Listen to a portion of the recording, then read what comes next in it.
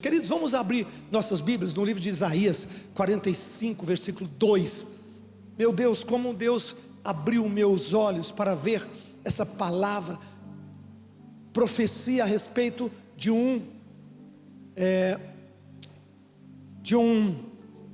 não um judeu, mas de uma pessoa que foi chamada por Deus para participar das alianças, porém ele não era judeu, era um gentio. Ele era um gentio, Ciro. Foi um dos poucos textos da Bíblia, do Velho Testamento, que Deus fala com um gentio. Deus usa um gentio, conversa com um gentio, não com um judeu. Toda a Bíblia do Velho Testamento é judaica. Todos, profetas, todos, menos um texto, esse texto que fala para um gentio, e que nessa profecia de Deus, de Isaías, para um gentio, o rei Ciro, Deus colocou não só ele, como todos nós. Eu descobri que a igreja estava implicitamente envolvida nessa promessa que Deus deu. Só para vocês verem, Isaías 45, não 5, 45, 42, 43, 44, 45, 46, 45, versículo 2 em diante. Isso. Falta o versículo 1 só para mostrar. Assim diz o Senhor ao seu ungido, a Ciro. Como que Ciro era ungido, sendo que ele não era do povo da aliança, ele não era judeu, ele não era profeta, ele era um rei, e um rei, entre aspas, que tinha matado muita gente, um rei que não conhecia o coração de Deus. Ele não era um Davi, ele não era um Elias, ele não era, longe, ele não era um Salomão, não, ele era um cara que não tinha as alianças, não guardava as alianças, não guardava a lei, não tinha nem noção do que era, mas Deus estendeu a sua misericórdia sobre ele. E sabe o que eu vou te falar agora? Prepare-se, uma hora avivamento. Eu estou esperando um grande avivamento da nossa geração virá depois dessa pandemia, e esse avivamento será onde Deus vai cobrir aqueles que estão longe das alianças, mas a misericórdia de Deus vai alcançá-los a todos. Pode dar uma salva de palmas forte, a todos.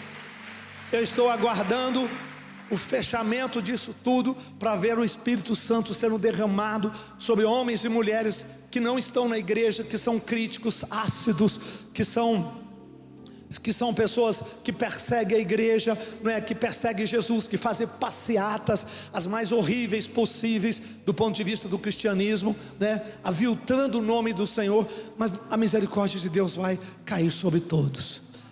Amém, amados? E prepare-se, porque Deus vai trazer essa multidão para a igreja do Senhor Jesus Cristo.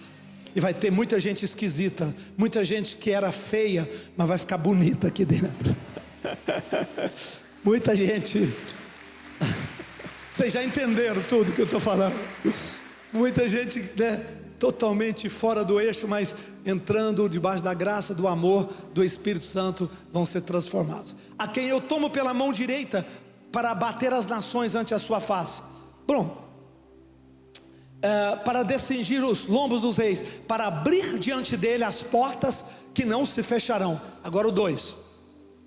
Então Deus está conversando com um homem que não era da aliança judaica, hebraica, que não era da aliança de Abraão. Deus está falando com um homem que estava fora, mas que cabia dentro do seu propósito, mas que era uma peça que a partir dali seria parte do seu propósito. E não se assombre de Deus estar fazendo isso. Eu vi isso acontecer algumas épocas da minha vida. Estou vendo agora, não vou falar detalhes, mas vejo agora recentemente, Deus ungindo homens que não eram cristãos, não eram do púlpito, que não tinham a história, a raiz, mas foram profundamente usadas. Deus os aproximou, Deus os trouxe, Deus os ungiu, Deus deu a eles um propósito, um plano, dentro do seu propósito maior. Isso é absolutamente aceitável, normal. Só que essa profecia começa em Ciro, mas ela se abre. Veja isso: eu irei adiante de ti. Eu irei adiante de ti, endireitarei os caminhos tortuosos, quebrarei as portas de bronze, despertarei as trancas de ferro. Quando você anda, Deus vai na sua frente. Quando a igreja anda, Deus vai na frente da igreja. Quando Deus tem um homem e um propósito, para quem Deus está falando isso? Para Ciro. Por quê? Porque Ciro estava sendo instrumento de um propósito. Quando você e eu estamos dentro de um propósito, essa palavra serve para mim e para você. Deus irá diante de ti para te ajudar no seu propósito. Não haverá caminho torto. O caminho torto que tiver na sua frente, presta atenção, Deus mandou um anjo para consertar esse caminho torto e fazê-lo reto. Fazê-lo reto. Fazê-lo reto. Você diz, mas eu não mereço isso. Não merece mesmo, nem eu mereço, mas o propósito merece. Não é porque Davi era judeu, ou Elias era profeta, ou Moisés era patriarca, não é que Deus consertou. Não, Deus conserta o caminho torto para todos os homens que têm uma aliança com seu propósito. Amém, hein? Caminhos tortuosos, quebrarei as portas de bronze. Não importa se tem portas dizendo, você não vai entrar aqui, você não vai conseguir ultrapassar, eu não vou deixar você entrar. Presta atenção, não haverá portas fortes suficiente para deter sua caminhada dentro do propósito de Deus para a sua vida, em o nome de Jesus. Eu quebrarei as portas de bronze, as trancas de ferro. Bronze é diferente de ferro. A porta é de bronze, mas a tranca é de ferro. Não importa, Deus vai quebrar isso. Por quê? Porque Ciro era bonito, ele era sanguinário. Na essência dele, ele não era bom não. Ele não merecia isso não. Ele era um rei normal. Ele era um rei comum. Mas ele aceitou o propósito. Ele aceitou a palavra, o chamado. E quando ele estava debaixo do propósito, debaixo do chamado, Deus deu a ele essa palavra. Imagina, isso foi dado a um gentio. Cabe para mim e para você. Eu já discuti isso com alguns judeus que falam, não, mas vocês são pagãos, vocês são gentios, vocês não têm direitos a essa aliança. Mas profecia de Ciro era um gentio, Ciro era um pagão para vocês, do ponto de vista do judaísmo, né? Ele não era da aliança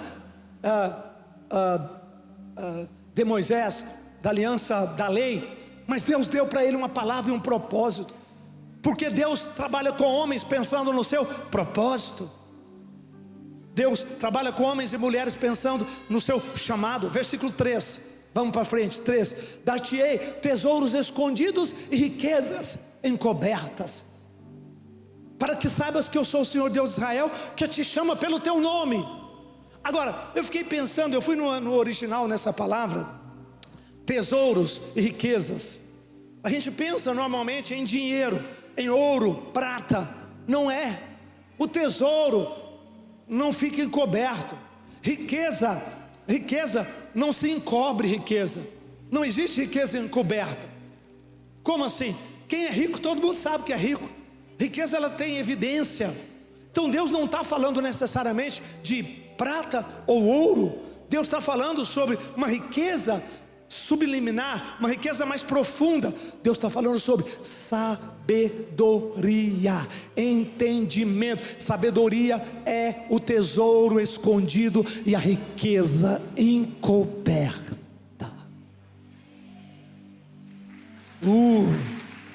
Sabedoria. Primeiro, que a pessoa que é sábia, ela não fala muito, ela não se impõe pela força. Sabedoria faz parte da discrição. A sabedoria, ela é realmente profunda. Ela não se vende, ela não se exibe, a sabedoria tem uma característica muito peculiar.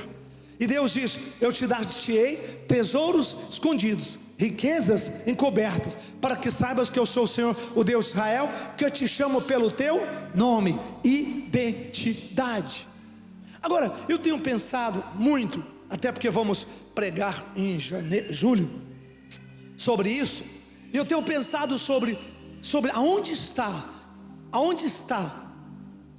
esse tesouro, aonde está essa riqueza encoberta. E aí eu me lembrei de uma parábola de Jesus. Eu me lembrei de uma parábola de Jesus no livro, vá comigo para o livro de Mateus, Lucas 15:8. Lucas 15:8. Aqui você tem uma riqueza perdida. Aqui você tem uma riqueza escondida. E o que é que Jesus ensina sobre como buscar aquilo que nós perdemos? O tema dessa mensagem é riquezas perdidas, propósitos perdidos, chamados perdidos, tesouros perdidos, relacionamentos perdidos, coisas valorosas que você tinha, mas que você perdeu. Entre eles está a sabedoria, o conhecimento, a maturidade, a grandeza. E aí Jesus conta uma parábola maravilhosa, que diz assim: qual é a mulher que tendo 10 moedas que pagava o salário, se perder uma, não acende a candeia, varre a casa e a procura diligentemente até encontrá-la. Versículo 9. E tendo achado, reúne as amigas e vizinhas, dizendo: alegrai-vos comigo, porque achei a dracma que eu tinha perdido. Agora escuta o que eu vou te dizer, profeticamente. Deus está começando a derramar sobre a igreja do século 21. Deus está começando a derramar sobre nós uma unção de descobrir riquezas encobertas e tesouros escondidos, sabedoria e conhecimento. Aquilo que você e eu perdemos dentro da casa. Não se perde longe, perde dentro da casa, perde na rotina, perde no dia a dia, perde na mesmice, perde o amor no casamento, a aliança no casamento, o prazer no marido, o prazer na esposa, né? E aí começa a engraçar com coisas lá de fora, perde os dons, o ministério fica comum, insípido, aguado. Por quê? Porque perdeu riquezas. Perdeu aonde? Dentro de casa. Perdeu na rotina, no dia a dia, na mesmice. E ele diz: a mulher diz: eu não vou aceitar a dracma perdida. Eu não vou viver com nada que Deus me deu e o diabo se roubou, ou eu perdi, ou eu mesmo perdi por mim mesmo. Eu não vou aceitar viver isso como se fosse normal. Eu paro e digo: vou buscar o que eu perdi, diligentemente.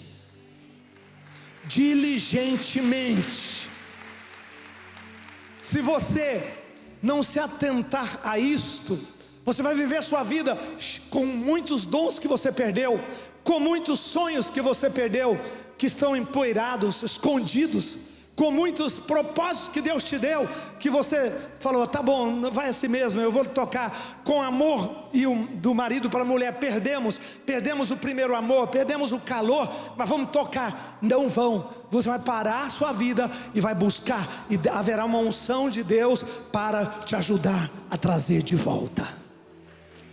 Amém ou não? O que ela faz? Qual a providência? Você quer encontrar tesouros que foram tirados de você? Riquezas de sabedoria, de conhecimento, de ministério, de paixão, de amor. Você quer? Primeiro, diligentemente. Procurou diligentemente. Diligentemente quer dizer com todo o empenho, com toda a energia. Foi o trabalho principal dela, foi o foco principal dela. Diligentemente. Primeiro ponto, versículo 9. Segundo, acende uma candeia. Azeite serve para as horas escuras. Ninguém precisa do azeite na hora do dia. Azeite serve para gerar luz, e luz é para a hora escura. Lembra das parábolas das 10 virgens? Meia-noite, quando o noivo chegou, acabou o azeite, acabou a luz, acabou o azeite, acabou a unção, acabou a paixão, acabou o fervor, acabou o amor. E aí não tinha luz, e era a hora que mais precisava. Era a hora que mais precisava. As 10 virgens,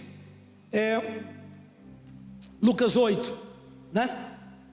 16, não vou ler. Lucas 8, 16, fala da candeia. Coloca fogo na candeia e põe a candeia no lugar alto, no velador.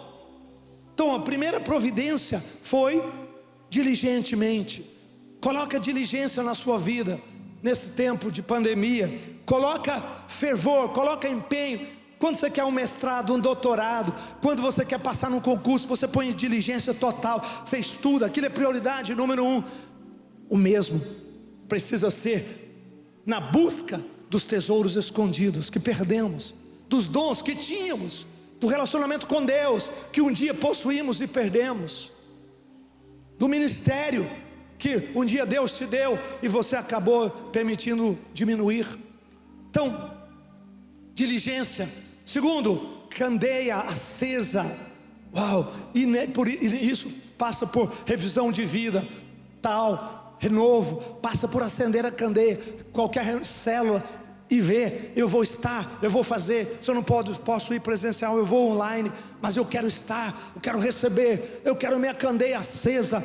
Eu preciso da minha candeia brilhando. Eu não posso apagar. E a candeia tem que estar no velador, não debaixo da cama, mas lá em cima, no lugar que ela merece. Quantos podem dizer amém? Terceiro, diligentemente. Depois,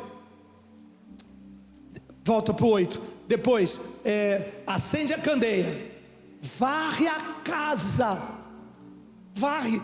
Passa o pente fino, passa uma avaliação em área por área da sua vida. Não deixe poeira, não deixe sujeiras encobrir dons, riquezas, promessas, alegrias, as coisas. O Espírito Santo vai sendo amortecido em nós, porque poeiras, atritos, conflitos, problemas não resolvidos, tensões não acertadas, isso vai machucando, e vai empoeirando, e vai cobrindo, e vai abafando a voz do Espírito, e vai abafando o fogo do Espírito. Paulo diz: não apagueis o Espírito. Por que se apaga o Espírito? Eu não apago o Espírito porque eu quero. Os problemas de relacionamentos apagam o Espírito. O problema de briga com a mulher, de desentendimento, de bate-boca, problema de tensão, isso abafa, isso abaixa, isso diminui, né? a força do Espírito. E a candeia apaga. E apagou a candeia, escureceu, você não sabe mais nada. Você não sabe quem te roubou, quem que você perdeu, por que perdeu, quando perdeu, não sabe mais nada. E eu quero profetizar que Deus vai levar não só a Sara, a nossa terra, mas toda a igreja do Senhor Jesus a encontrar todas as dracmas perdidas ao longo da sua caminhada. Nós vamos viver como tochas vivas, como tochas flamejantes. Deus vai acender milhares e milhões de candeias no mundo inteiro, e vamos ter o melhor e o maior avivamento da nossa geração. E não adianta construir, não adianta fazer o seu caminho torto, porque Deus vai fazê-lo reto. Não adianta colocar portas de bronze, porque Deus vai quebrar essas portas. Não adianta colocar trancas de ferro, porque o Senhor vai quebrar as trancas de ferro. Todo ardil que o inimigo puser, Deus vai quebrar. Por quê? Porque Ele nos chamou a sua igreja, estabeleceu um propósito, e por amor desse propósito, Ele vai honrar a sua palavra. Amém? Levanta a sua mão, põe a mão no seu coração e diga: em o nome de Jesus, diga: eu vou buscar o que se perdeu, tesouros que eu ainda não tenho, sabedoria, conhecimento, maturidade, alegria, poder do Espírito Santo. Diga: tudo isso eu vou recuperar. Eu não vou viver com dracmas, chamados dons perdidos. Eu vou buscar todas em nome de Jesus. E nós vamos ter a maior festa, porque é a festa do encontro das dracmas perdidas. Aleluia. Quantos?